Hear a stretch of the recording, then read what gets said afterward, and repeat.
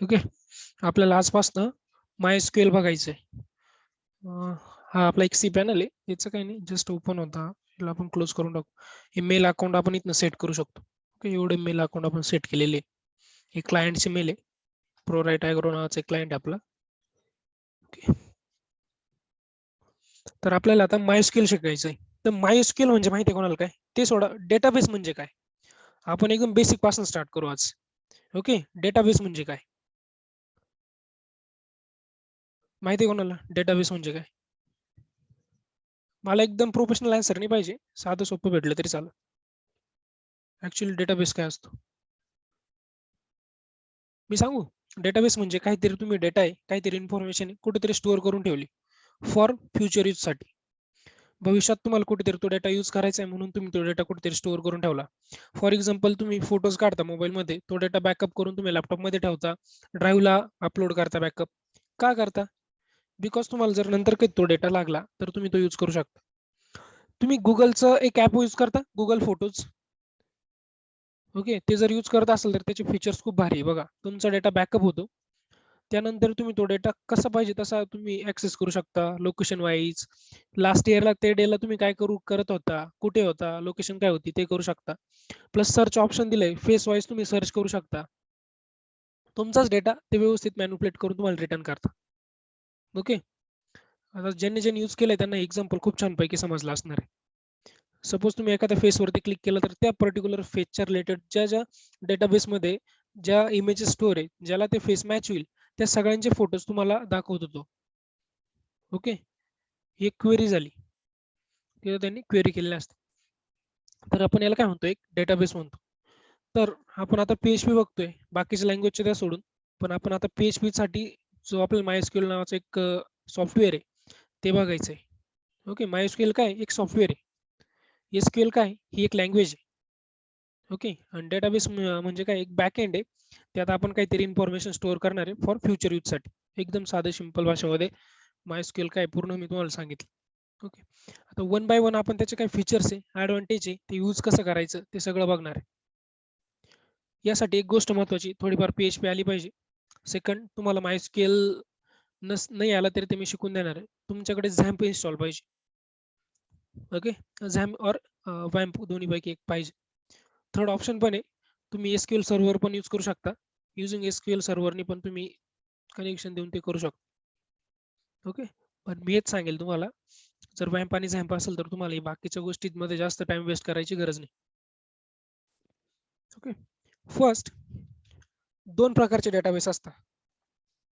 Okay, दोन प्रकारचे database असतात. त्याआधी मी सांगतो MySQL हा काय DBMS आहे.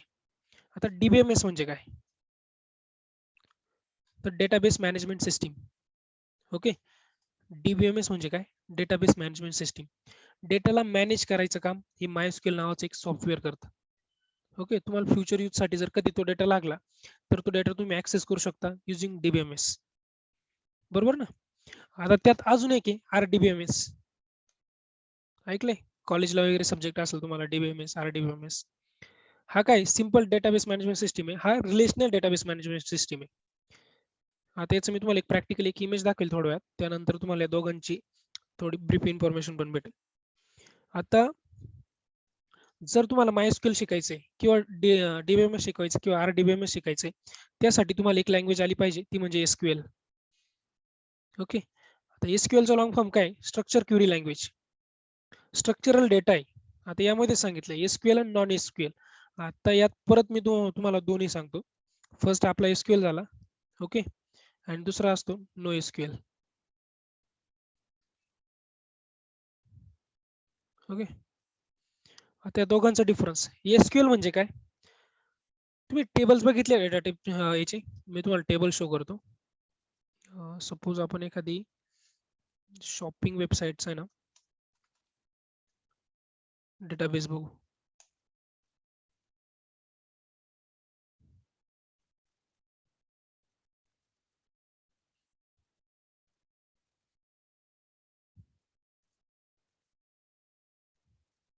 विजिबल आहे सगळ्यांना? Yes sir. हा एक येस RDBMS सर. चा डेटाबेस आहे. ओके, प्रत्येक टेबल कुठे ना कुठे दुसऱ्या टेबल बरोबर लिंक आहे, काहीतरी रिलेशन आहे. याला म्हणतो आपण RDBMS. ओके, सिंपल सोपी डेफिनेशन आपल्याला लक्षात ठेवायची, की एका टेबलचं दुसऱ्या टेबल सोबत किंवा जो पण टेबल आहे त्याचं काहीतरी रिलेशन आहे बाकी टेबल सोबत, तेव्हा काहीतरी ऑपरेशन परफॉर्म होतं, त्याला म्हणतो आपण RDBMS. DBMS मध्ये सिंगल टेबल पण असतात, त्याकडे जायचंच नाही, आपण डायरेक्ट ॲडव्हान्स लेवलचं मी तुम्हाला सांगतो. ओके, RDBMS आलं तर DBMS पण तुम्हाला नक्की जमेल. जमेल म्हणजे काय, ते येऊनच जातं. ओके, हा काय झाला, हे टेबल झाले. आता युजर नावाचा टेबल आहे, तर युजरची पूर्ण इन्फॉर्मेशन स्टोअर केली, name, email, phone, address, city, त्याचा मोबाईल नंबर, ऑर एल्स काय इन्फॉर्मेशन घ्यायची ती, प्लस ऑर्डर, प्रोडक्टच्या टेबलमध्ये प्रोडक्टची इन्फॉर्मेशन, हे काय असे पर्टिक्युलर सेपरेट सेपरेट टेबल केले, राईट. सेपरेट सेपरेट टेबल केले म्हणजे हा डेटा एक ऑर्डरमध्ये स्टोअर होणार आहे. सपोज नवीन युजरनी साइन अप केलं, काहीतरी रजिस्ट्रेशन केलं, तर त्याचा डेटा युजरच्या टेबलमध्ये येईल. आपल्या वेबसाईटला नवीन ऑर्डर आली, ती सगळी ऑर्डरच्या टेबलमध्ये येईल. आपण नवीन प्रोडक्ट ऍड केले, प्रोडक्टच्या याच्यात येईल. कार्डचा डेटा कार्डच्या याच्यात येईल, रोलचा डेटा रोलच्या मध्ये येईल. असं हे सगळं एकदम व्यवस्थितपणे, ओके, जो की तो स्ट्रक्चर वेनी स्टोअर होतो डेटा टेबल फॉर्मॅटमध्ये. बरोबर की नाही, तो डेटा काय होतो, टेबल फॉर्मॅटमध्ये स्टोअर होतो, त्याला म्हणतो आपण SQL.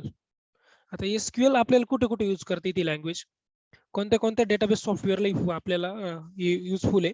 MySQL, ओरॅकलचे अजून काही टाईप आहे त्याला, अजून आहे 4-5 प्रकारचे डेटाबेस आहेत, त्याला आपल्याला ही लँग्वेज सपोर्ट करते. म्हणजे तुम्ही एकदा SQL जर शिकले, तर तुम्ही जावाचा जरी प्रोजेक्ट केला तेव्हा पण तुम्हाला SQL हेल्प करणार आहे.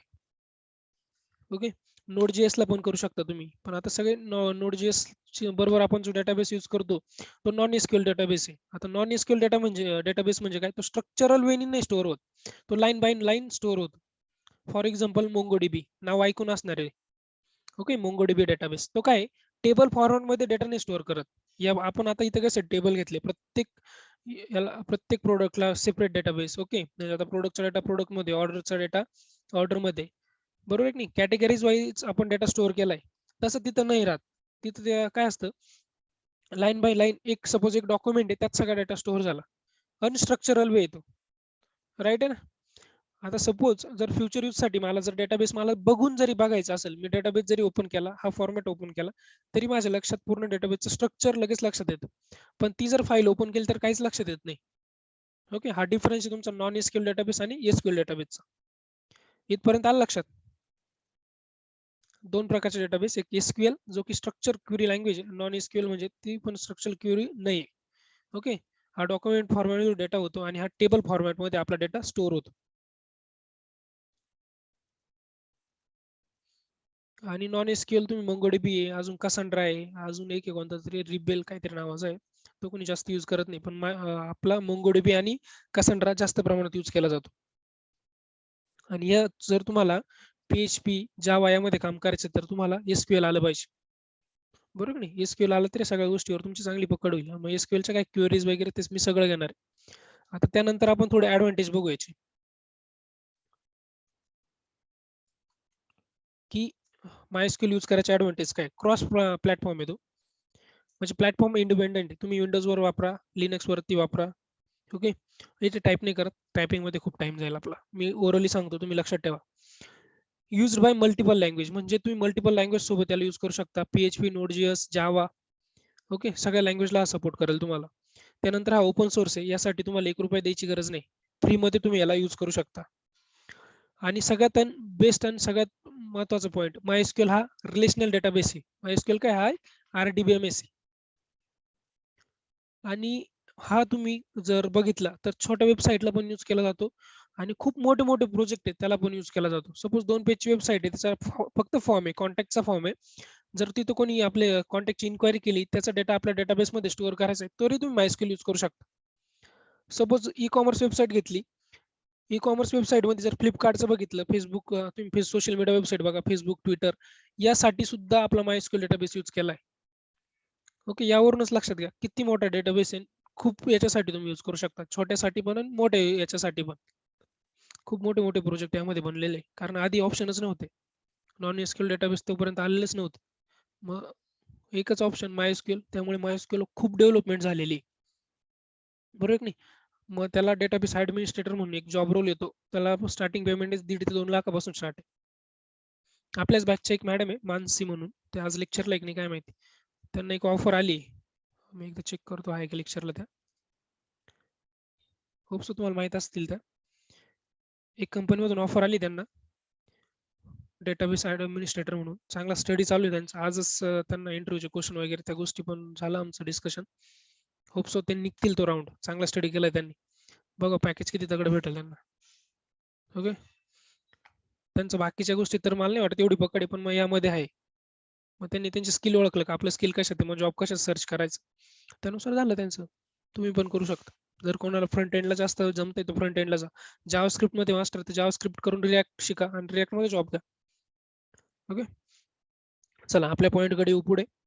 आता याचे ऍडव्हान्टेज पण सांगितले आणि मोठे मोठे प्रोडक्ट कोणते बनले यात हे पण बघितले. आता माय स्किल शिकून आपल्याला करायचं काय? ओके. आता ही माय स्किल सर तुम्ही एवढं सांगितलं आम्हाला डेटाबेस आहे, डेटा स्टोअर करायचा. हा डेटा काय स्टोअर करायचा आपल्याला आणि आज ऑपरेशन काय करायचे, तर आपल्या यात क्रूड ऑपरेशन करायचे. ओके. आता सी फॉर काय? C for create. Okay. R for read. U for update आणि डी फॉर सांगा. Delete. Right. D for delete. या 4 गोष्टी जर तुम्हाला जमल्या तर तुम्ही एसक्यूएल शिकले. आता क्रिएट मध्ये काय काय करणार तुम्ही? टेबल क्रिएट करणार आहे. ओके. यात काय करणार तुम्ही? डेटा सिलेक्ट करणार आहे. सपोज मला काय डेटा बघायचा आहे तर मी क्वेरी मारेल काहीतरी. ओके. डेटा सिलेक्ट करण्याचं काम आपल्याला रीड ऑपरेशन मध्ये होणार. एक्झिस्टिंग डेटा आहे आपल्याकडे, काही टेबलमध्ये डेटा आहे. मला सपोज माझा काहीतरी डेटा आहे समीर आणि त्याचा मोबाईल नंबर आहे. मोबाईल नंबर चुकीचा आहे, मला तो डेटा एडिट करायचा आहे. त्या केसमध्ये तुम्हाला अपडेट करावं लागणार आहे. ओके. त्यानंतर माझ्याकडे खूप सारा डेटा आहे, डमी डेटा आहे, मला डुप्लिकेट डेटा रिमूव्ह करायचा आहे, त्यासाठी मला डिलीट ऑपरेशन करावं लागणार. ह्या गोष्टी तुम्हाला जमल्या पाहिजे आणि या जमण्यासाठी खूप काही अवघड नाही. क्वेरीज 4 क्वेरीज आहेत क्रिएट साठी. Create table, table name. Okay.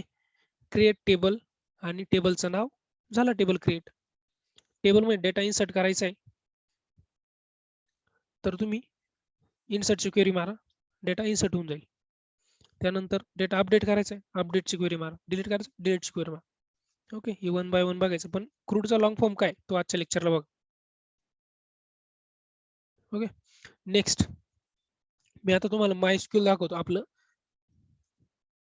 Installation कसं करायचं. आपल्याकडे डिफॉल्ट मध्ये इन्स्टॉलेशन झालेलं आहे.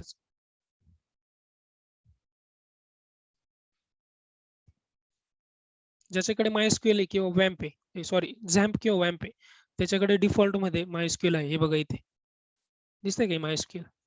याला मी स्टार्ट करून घेतो. आपाचे सर्व्हर पण स्टार्ट केलं नाही केलं तरी चालेल, दोन्हीतून एक करून घ्या. पण ती सवय लागून जाते भरपूर वेळा, कारण आपण डायनॅमिक वेबसाईटवरती जेव्हा जास्त काम करतो तेव्हा दरवेळेस सवय राहते. जॅम्प स्टार्ट केलं का आपाचे पण स्टार्ट करायचं, MySQL पण स्टार्ट करायचं. ओके. तर तिथपर्यंत पोहोचायचा पाथ कोणाला माहिती आहे? मला माझ्या MySQL पर्यंत पोहोचायचं. मी कसं पोहोचणार? आतापर्यंत जस्ट लोकल होस्ट केलंय आपण आणि आपले प्रोजेक्ट रन केले. जर मला तिथपर्यंत पोहोचायचंय तर मला जस्ट इथं टाईप करायचं PHP MyAdmin. Local host PHP MyAdmin. हे बघा, हा वर्ड लक्षात ठेवा. त्यानंतर तुम्हाला तो रिडायरेक्ट करून देईल PHP MyAdmin ला, जो की आपला MySQL सॉफ्टवेअर तिथं स्टोअर आहे सगळं. आता याचा व्ह्यू असा आहे. ओके. याचा व्ह्यू काय असा आहे. आजच्या लेक्चरला जास्त काही नाही करायचं आपल्याला, यासोबत पूर्ण खेळायचंय तुम्हाला 1-2 तास. पूर्ण व्यवस्थित त्याचा UI बघायचा आहे. मोर मध्ये काय फंक्शनलिटी, कॅरसेट मध्ये काय, व्हेरिएबल्स काय, रेप्लिकेशन काय, सेटिंग मध्ये काय काय सेटिंग्स आहे, हे सगळं तुम्हाला बघायचं आहे. त्याआधी मी तुम्हाला काही डेटाबेस क्रिएट करून दाखवतो. ओके. इथे जरी प्लस चिन्ह आहे तुमच्या लेफ्ट साईडला टॉपला बघा, माझा माऊसचा एरो आहे, दिसते स्क्रीन सगळ्यांना? हेच करायचं आपल्याला यात, जास्त काहीच नाही. सगळं मॅन्युअली क्लिक करूनच डेटाबेस क्रिएट करणं सगळं. डेटा इन्सर्ट पण इथूनच करू शकतो, पण डायनॅमिक वेबसाईटला मी काही क्वेरीज पण शिकवणार आहे तुम्हाला, ते क्वेरीज. आता मला काही डेटाबेस क्रिएट करायचा आहे, मी इथे येणार, न्यू वरती क्लिक करणार. तर सपोज मला आपल्या बॅचचा डेटाबेस क्रिएट करायचा आहे. मी काय करतो, कोडरीच सपोज 8 नावाचा एक डेटाबेस क्रिएट करू आपण, कोडरीच 8. आणि त्याला एक मिनिंगफुल नाव म्हणून DB देऊ, कोडरीच 8 DB. आणि इथं असा डेटाबेसचे ड्रायव्हर जे की आपल्या लँग्वेज सपोर्टसाठी हेल्प करतात. तर प्रत्येकाने लक्षात ठेवा, इथे एक ड्रायव्हर घ्यायचा राहतं. हे सगळे घ्या, काही प्रॉब्लेम नाही. कोणतंही घेतलं तरी वर्क करणार आहे. पण स्पेशल मी सांगतो, जे की एक्सपिरियन्स डेव्हलपर आणि पुढे आपल्याला जाऊन त्रास न व्हायला पाहिजे. त्यासाठी UTF-8 जनरल CI नावाचं एक ड्रायव्हर आहे. जर तुम्हाला लिहून घ्यायचं कुठे तुम्ही राईट पण करून घ्या. हे बघा, UTF-8 जनरल CI. इथून पुढे कधी पण प्रोजेक्ट करणार PSU मध्ये तर हेच ड्रायव्हर यूज करायचं. ओके. हेच ड्रायव्हर काय करायचं यूज करायचं आणि जर इंटरव्ह्यूला क्वेश्चन विचारला तेच का करायचं तर ते काय सांगायचं लँग्वेजसाठी सपोर्ट करतं. ओके. आणि सिम्पली क्रिएट म्हणायचं तर तुमचा डेटाबेस काय झाला क्रिएट झाला. हे बघा इथे तुमचा डेटाबेस क्रिएट झाला. आता फक्त डेटाबेस क्रिएट झाला. त्या डेटाबेसच्या इनसाइड तुम्हाला टेबल्स क्रिएट करायचे. बरोबर की नाही? त्या डेटाबेसच्या इनसाइड तुम्हाला टेबल क्रिएट करायचे. लगेच न्यू विंडोला तुम्हाला रिडायरेक्ट करतो क्रिएट न्यू टेबल. सपोज मी इथे टाकतो स्टुडंट आणि मला त्यामध्ये किती कॉलम्स पाहिजे त्यात इन्फॉर्मेशन भरण्यासाठी आपण सोपं 4 ठेवू. मी 4 कॉलम्स ठेवतो. त्यानंतर डायरेक्ट इन्सर्टच्या याला आपल्याला तो हे करून देतो. फर्स्ट मी काय करतो एक आयडी ठेवू आपण.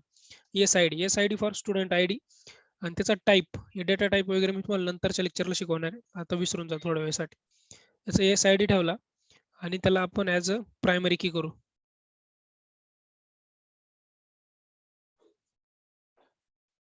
ओके. ऑटो इन्क्रिमेंट केलं त्याला प्रायमरी की राहिली. ऑटो इन्क्रिमेंट काय ते पण मी तुम्हाला सांगेन. सेकंड स्टुडंटचं नेम. आता स्टुडंटचं नेम हा काय कॅरेक्टरमध्ये येणार आहे म्हणून कॅरेक्टरसाठी तर डेटा टाइप आपल्याला व्हॅरकॅर तो आपण यूज करू आणि किती पर्यंत येऊ शकतो किती साईज असू शकते तर एक साईज त्याला अलोकेट करू सपोज आपण ती 30 बाईट पर्यंत येऊ शकते. डिफॉल्टमध्ये याला काय करायचं नल करून टाकायचं. जेवढं लक्षात येईल आजच्या लेक्चरला तेवढं लक्षात ठेवा. असं काही नाही एक दिवसातच मास्टर व्हायचं. येस बॅच पण करू आपण. ओके. आणि बॅच पण आपण सपोज आता न्यूमेरिक मध्ये घ्यायचे तर तुम्ही नंबर पण घेऊ शकता ऑर एल्स व्हॅरकॅर घ्यायचं तर व्हॅरकॅर घ्या. मी व्हॅरकॅर आता बॅच आपली 1 डिजिट मध्येच आहे. तरी पण आपण 5 ठेवू. खूप जास्त ठेवायचं नाही. जेवढं तुम्ही घेणार प्रत्येक वेळेस तेवढं आपला डेटाबेस साईज अलोकेट करेल त्याला. ओके. बॅच झालं त्यानंतर इथं आपण डेट घेऊ. Admission date.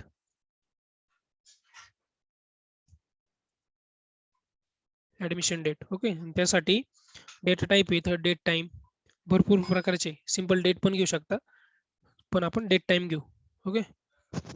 आणि याला आपण डिफॉल्ट मध्ये नॉट नल ठेवू. फक्त जी प्रायमरी की राहील जो आयडी राहील त्याला नॉट नल नाही ठेवायचं. कारण आयडी आपल्याला दरवेळेस लागतोच आणि इथे खाली एक गोचं बटन राहतं. Where is that button?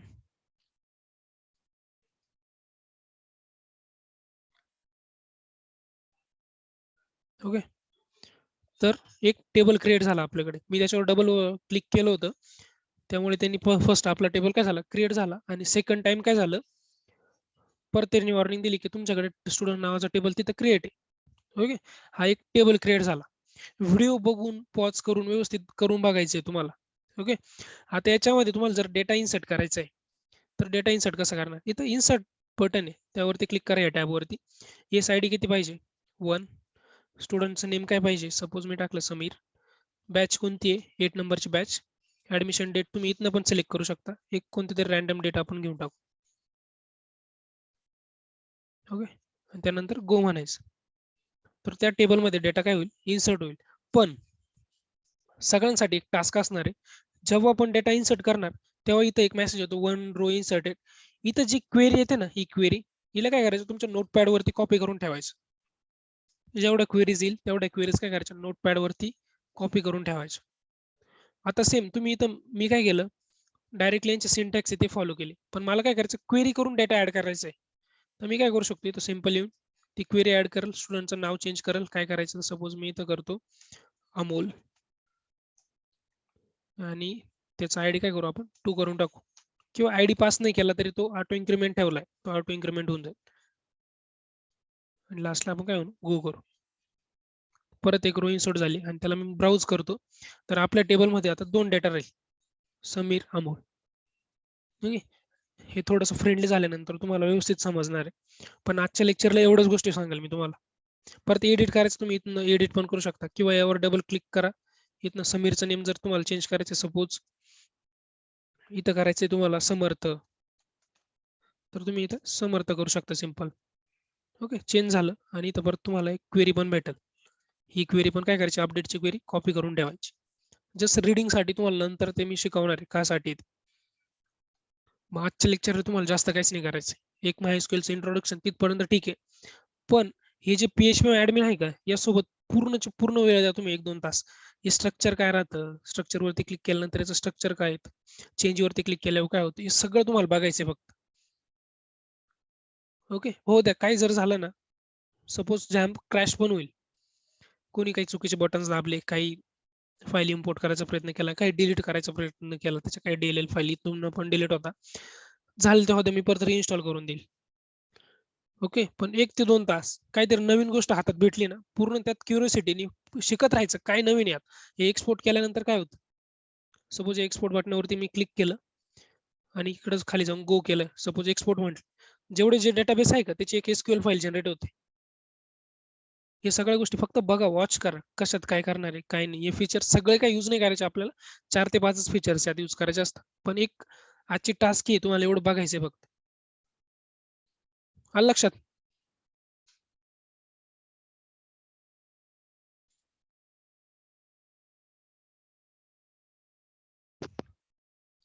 काय डाउट्स?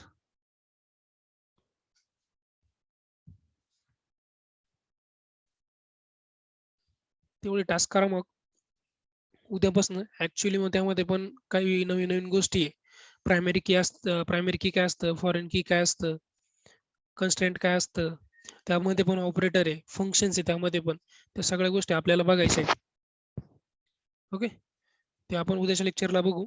पण त्याआधी तुम्हाला एवढे टास्क कंप्लीट करायचे. फक्त त्यासोबत खेळा, टाईम स्पेंड करा. जेवढा टाईम स्पेंड करता येईल तेवढा. आजच्या दिवस पिक्चर वगैरे बघू नका, सीरियल बघू नका. पण ते करा. ओके. सो आपण उद्याच्या लेक्चरपासून त्याचे काही पार्ट्स आहेत ते बघू. जे करून आपण आता प्रोजेक्ट बघणार आहे. पुढच्या वीकपासून आपले प्रोजेक्ट स्टार्ट होणार आहे प्रत्येकाचे. ओके. ग्रुपमध्ये मी काही प्रोजेक्ट करणार आहे. एक आपण याच्यामध्ये प्रोजेक्ट घेऊ. काही ग्रुपमध्ये मी प्रोजेक्ट देईल. लीड करायला पण भेटेल प्रत्येकाला. ओके. त्या पद्धतीने तयार व्हा. या बारीक-बारीक गोष्टी जमल्या पाहिजे. ठीक आहे. PHPच्या काही गोष्टी तुम्हाला नाही जमत. ते मी प्रोजेक्टमध्ये कव्हर करून घेणार. खूप साऱ्या कन्सेप्ट PHPच्या मी त्या बाजूला ठेवल्या. का? ते प्रोजेक्टमध्ये शिकवायचे. राइट? सो उद्या लेक्चरला येताना एवढे असाइनमेंट कंप्लीट करून घ्या आणि ते स्टुडंट फॉर्मची असाइनमेंट दिली होती ती केली नाही कोणीच. नाही जमली का? चॅटमध्ये सांगा बरं. कोणी कंप्लीट केली ती assignment?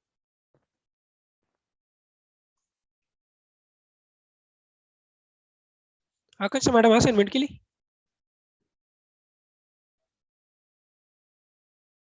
Kailas sir, Meeta madam, Mitali madam. No sir. Why? काय रिझन आहे? टाईम नव्हता? खूप इम्पॉर्टंट कन्सेप्ट आहे ती. सपोज मी तुम्हाला ई-कॉमर्स वेबसाईट बनवायला लावली. सपोज उद्या तुम्हाला कुठून इंटरव्ह्यूला कॉल आला. जस्ट काही एवढीच टास्क दिली, की एक फॉर्म घ्या त्यातनं इमेज डेटा एखाद्या फोल्डरमध्ये स्टोअर करून दाखवा. देन जमेल. 5 लाखाचं पॅकेज जरी ऑफर केलं, ती टास्क जमेल तुम्हाला एवढी सिंपल टास्क.